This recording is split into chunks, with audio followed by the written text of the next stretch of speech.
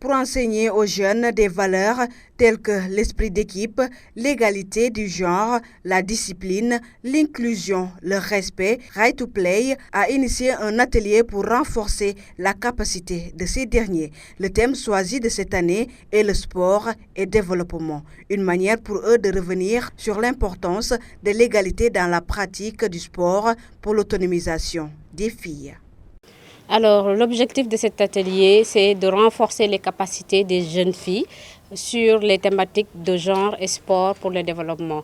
Quand on parle de genre, on fait référence à l'égalité des sexes entre les filles et les garçons. Et comment utiliser le sport en faveur du développement de ces jeunes filles, mais surtout le sport au service du développement, en ce sens que le sport doit être un facteur, un vecteur où les jeunes générations doivent s'appuyer pour pouvoir changer les communautés. Par rapport au thème choisi aujourd'hui, je pense que le thème est venu à son heure parce qu'on est dans une activité sportive pratiquée par les femmes, les jeunes et les hommes. Donc il faut avoir au moins de temps en temps l'occasion d'expliquer aux jeunes c'est quoi l'égalité des chances. Et ensuite, permettre aux jeunes de savoir que être femme ou bien être jeune ne veut pas dire qu'on ne peut pas réussir dans le sport, mais il faut que les gens aiment et acceptent cette notion de complémentarité dans le sport. Les filles s'adonnent de plus en plus aux activités sportives, d'où l'importance de lutter contre toute discrimination. Il y a des inégalités et des discriminations qui existent entre les filles et les garçons.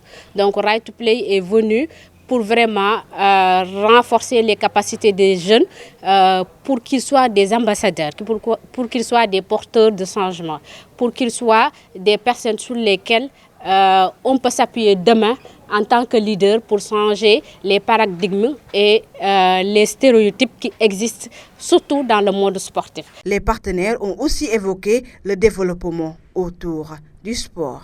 Vous voyez un peu, quand on organise les activités sportives, imagine ces femmes issues de familles vulnérables, ces femmes qui sont dans les quartiers périphériques, qui viennent vendre en tout cas de petites choses pour les enfants, ça pourra leur permettre quand même de faire chauffer la marmite. Et tout ça, ça fait partie du développement. Le sport, dans le temps, comme on le pratiquait, qui était juste du loisir, n'est plus le concept a changé.